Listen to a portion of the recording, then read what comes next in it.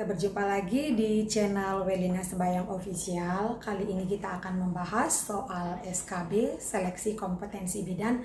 Seperti biasa, bagi kamu yang belum tekan tombol subscribe yang masih warna merah, tekan sampai berwarna abu-abu dan jangan lupa bunyikan lonceng supaya tidak ketinggalan video-video kita yang terbaru. Terima kasih. Kita mulai soal nomor 1, tapi kali ini saya informasikan sebaiknya kita menyiapkan buku catatan dan pulpen karena pada pembahasan soal kali ini ada hitung-hitungannya.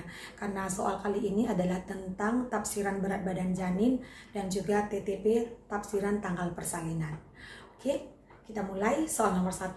Seorang perempuan gravida 3, partus 2, abortus 0, usia kehamilan 37 minggu, datang ke bidan praktek mandiri untuk memeriksakan kehamilannya.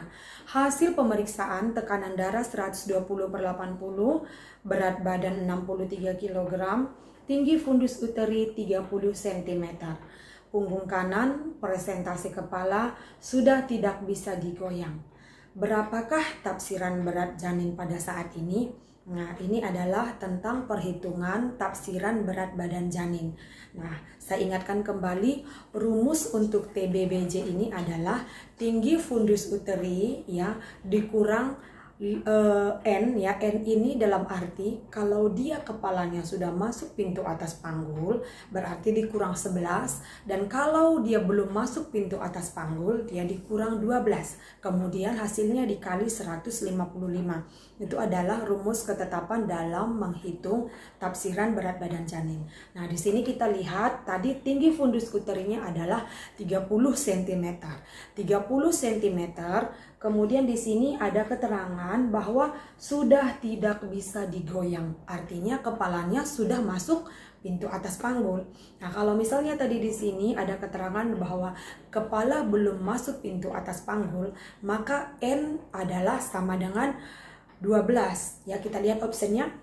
A 3100, B 2945, C 2790, D 2635, E 3255 gram. Nah, saya ingatkan kembali rumusnya tadi, tinggi fundus uteri dikurang N dikali 155. Tinggi fundusnya tadi 30, karena ada keterangan kepala sudah tidak bisa digoyang, artinya kepalanya sudah masuk ke pintu atas panggul. Jadi 30 dikurang 11 kemudian dikali 155. Jangan salah, jangan langsung dikali. Dia harus ada dulu hasil pengurangan 30 dikurang 11, hasilnya dikali 155. Maka kita akan menemukan jawabannya di sini adalah 2945. Jadi jawaban yang paling tepat di sini adalah B. Oke, kita sudah selesai soal nomor 1 tentang tafsiran berat badan janin. Sekarang soal nomor 2 adalah tentang tanggal tafsiran persalinan. Saya akan bacakan soalnya. Seorang perempuan datang ke praktek bidan mandiri mengeluh mengalami terlambat haid sejak 2 bulan yang lalu. Haid terakhir ibu pada tanggal 11 Mei 2019. Hasil pemeriksaan planotes positif. Tanggal berapakah perkiraan hari kelahiran? Ya. A 18 Desember 2019, B 14 Desember 2019, C 18 Desember 2019, D 18 Februari 2020, E 13 Agustus 2020. Nah, jadi saya ingatkan kembali rumus untuk tafsiran tanggal persalinan itu adalah tanggal ditambah 7, kemudian bulan dikurang 3, tahun ditambah 1. Nah, di sini ada beberapa teknik dalam menghitungnya. Saya akan jelaskan. Di sini adalah HPHT-nya, hari pertama haid terakhirnya itu adalah tanggal 11 bulan 5 2019. Nah, 11 ditambah 7 sama dengan 18. Kemudian bulannya bulan 5. 5 dikurang 3 sama dengan 2. Jadi langsung saja 18 bulan 2. Kemudian 2019 ditambah 1 sama dengan 2020. Jadi di sini tidak ada masalah dalam perhitungan tanggal, kecuali misalnya dia pada haid terakhirnya itu yang misalnya dia bulan 2 gitu ya. 2 kan tidak bisa dikurang 3. Nah, jadi ini nanti akan kita bahas di soal berikutnya, karena ini masih soal yang tidak ada masalah dengan ini, dengan mudah kita bisa menjawab, karena ini tanggal haid terakhirnya adalah 11 Mei, artinya 11 bulan 5. 11 ditambah 7, 18. 5 dikurang 3 sama dengan 2. Ya, karena 2019 tambah 1 sama dengan 2020. Jadi jawaban yang paling tepat di sini adalah D, 18 Februari 2020. Sekarang kita ke soal nomor 3 ya. Masih tentang tafsiran persalinan. Seorang perempuan datang ke praktik bidan mandiri mengeluh mengalami terlambat haid sejak 2 bulan yang lalu. Haid terakhir ibu adalah pada tanggal 20 bulan 2 2019. Hasil pemeriksaan planotes positif. Tanggal berapakah perkiraan kelahiran pada kasus tersebut? Ya, di sini haid terakhirnya adalah tanggal 20 bulan 2. Ya, saya ingatkan kembali rumusnya tadi, tanggal ditambah 7, kemudian bulan dikurang 3. Nah, karena di sini bulannya bulan 2, maka ya 20 ditambah 7 sama dengan tanggal 27. Kemudian 2 dikurang 3 kan tidak bisa ya. Jadi dia diambil dari tahun 2019-nya. Artinya dari tahunnya tidak ditambah 1 nanti. Kalau dia model soal seperti ini, tahunnya tidak ditambahkan 1. Jadi 2 itu kalau diambil 1 tahun kan dia ditambah 12. Jadi artinya 2 tambah 12 itu kan sama dengan 14. 14 dikurang 3 sama dengan 11 ya. Atau sama juga sebenarnya kalau kurang 3 itu kan artinya hitung mundur 3 ya. Bulan 2 itu artinya kan Februari. Kalau mundur 3 kan bulan 2 berarti bulan 1, bulan 12, bulan 11 ya. Jadi jawabannya tetap juga di bulan November. Atau ada juga lebih mudahnya, kalau dia nggak bisa dikurang 3, langsung aja ditambah 9 ya, sama aja hasilnya, sama-sama hasilnya tidak akan berbeda. Jadi kalau dia pada bulan yang tidak bisa dikurang 3, langsung ditambah 9 juga bisa. Jadi dia tetap 2 tambah 9 sama dengan 11. Atau tadi 2 ditambah 12, yaitu ya, artinya diambil 1 tahun. 2 tambah 12 itu kan sama dengan 14. 14 dikurang 3, hasilnya tetap juga 11. Jadi untuk soal dengan kasus seperti ini, kalau dia di bulan 2 atau di bulan 1 atau di bulan 3, dia bisa langsung ditambahkan 9 ya. Jadi di sini adalah karena dia pada bulan Februari 20 bulan 2, langsung aja ditambah 9. Jadi sama jawabannya adalah 27 bulan 11, tetapi tahunnya tahunnya tidak ditambah 1. Nah, di sini option yang paling tepat adalah option E, 27 November 2019. Jadi jangan lupa tanggal tetap ditambah 7. Dan ini option yang lain ini adalah optionnya di mana tanggalnya ini ada yang tambah 7, ada yang dikurang 7, ada yang tambah 3. Tapi yang paling penting ingat bulan itu dikurang 3 atau ditambah 9, dan tanggal itu tetap ditambah 7. Itu adalah rumus untuk menghitung tanggal tafsiran persalinan. Oke, jawabannya E. Oke, sekarang kita ke soal nomor 4. Kali ini adalah soal tentang persalinan ya. Seorang perempuan datang ke bidan praktik mandiri mengeluh mules teratur dan mengeluarkan lendir darah. Ibu mengatakan sudah mengeluarkan cairan seperti air 10 menit yang lalu. Hasil pemeriksaan pembukaan 6 cm, air ketuban sudah pecah berwarna jernih dan tulang kepala saling tumpang tindih dan masih dapat dipisahkan. Bagaimanakah penulisan pada partograf untuk hasil pemeriksaan molase pada kasus tersebut?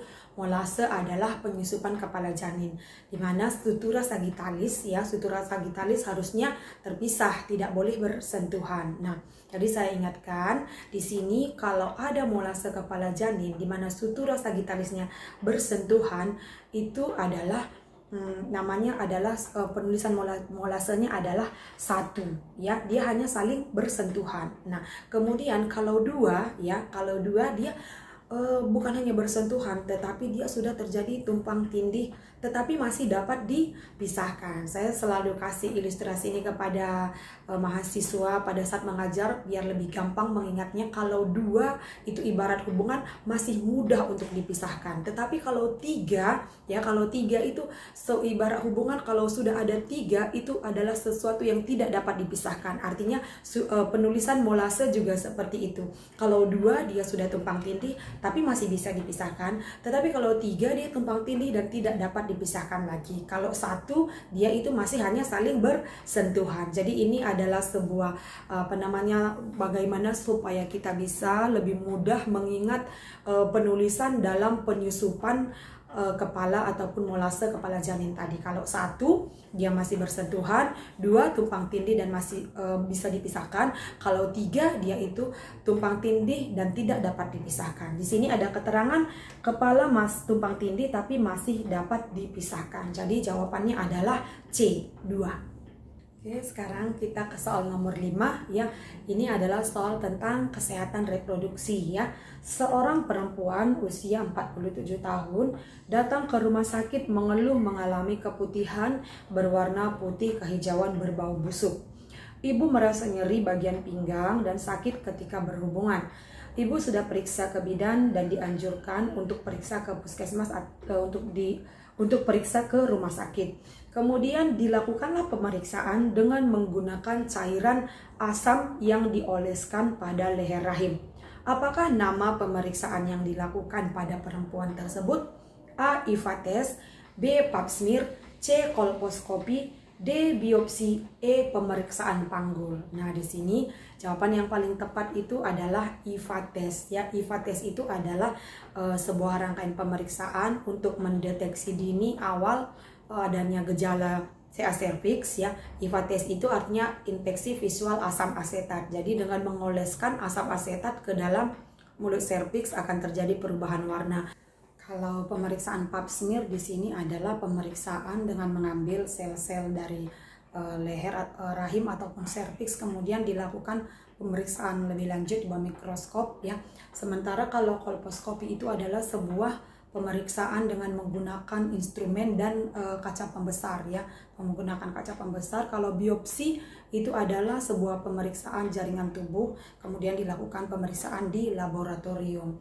Sementara pemeriksaan panggul ya rangkaian pemeriksaan panggul. Di sini jawabannya yang paling tepat tadi adalah IVA test A. Kita ke soal nomor 6. Ya, seorang perempuan usia 22 tahun melahirkan 1 minggu yang lalu datang ke puskesmas mengeluh kakinya bengkak dan terasa nyeri.